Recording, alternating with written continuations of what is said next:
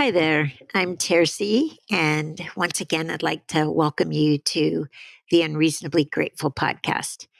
Um, Many of you know I've just gone through a big transition. You can see that I'm in a new location. We're currently staying in a log cabin, waiting for us to have a place to actually move on to our new farm here in northern Idaho.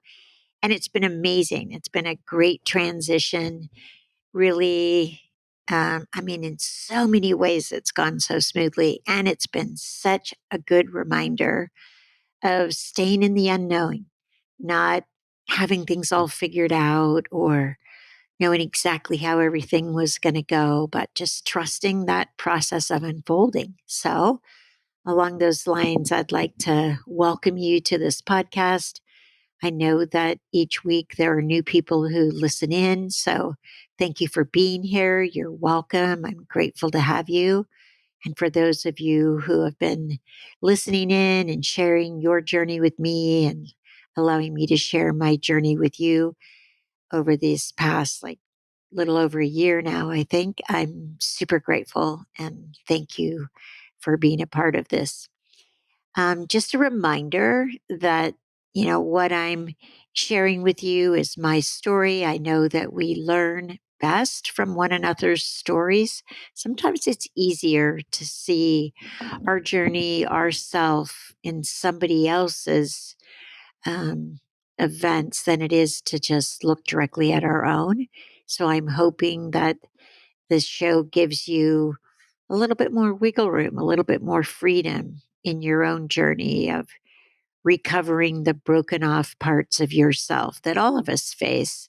For me, it was 20 years of an eating disorder, dealing with addiction after sexual abuse as a teenager. And this is now my 38th year of recovery. And again, I don't have your answers. You do. And it's my hope that you'll uncover some of those in the process. So I'm still reading stories from my recently released book called Unreasonably Grateful Living in Grace by Choice. And you're welcome to follow along with me. Um, I'm currently, today's story is called Losing Myself.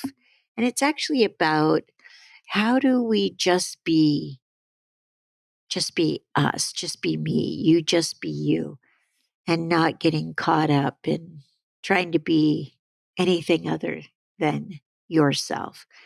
This is chapter 25. It's the date I've assigned to it is 1960, and the page it's on is 44 if you want to follow along. Okay, so here we go. As I grew older, I would beg my middle sister to read to me. It usually required that I sneak into the kitchen and get her a bowl of ice cream with chocolate sauce and maraschino cherries. It was no small task, but so worth it to have her fill me in on Nancy Drew's latest escapades as I would rest my head in her lap as she read. My sister and I swam a duet routine. She was more elegant than me. She also hated competition and was always nervous and nauseous before competing.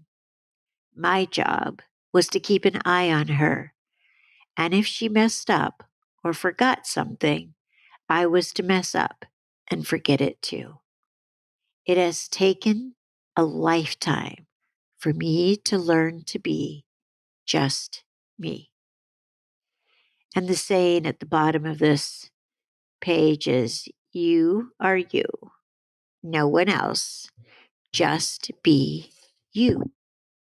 So I don't know what your particular set of circumstances might look like, but I know that it's common for us, particularly us, sometimes dealing with addiction or low self worth or questioning or doubting ourselves, to look outside of ourselves at others in order to get who we are. And some of us maybe had some positive feedback, and lots of us probably had some dysfunctional or critical feedback. And I just want to encourage you this week to really practice just being you, that you're unique, you're uniquely created. What you provide in any given situation is unique and special and valuable and important, and you matter. And, just like I said, it's taken me a lifetime to just be me. And it's an ongoing process. I can easily get caught up in other people's strong opinions or their values or what they what they choose and just go along with it, as opposed to just centering in myself, asking myself, what do I feel? What do I believe? What am I thinking? And navigating those thoughts and feelings and beliefs to be the ones that are actually meaningful for me. They're actually authentic for me, even if it's not what other people are thinking or what other people are valuing. Just discovering who I am and then having the courage to be that and express that in any given situation, whether there's agreement or not. So see if you can't take that on this week. Really just enjoying being you. It's okay to not go with the flow, to just be yourself and be a unique expression or maybe a unique voice in the room. It's okay to not agree and to not have agreement, but just practice being you. And I'll see you again next week. Okay? See you soon.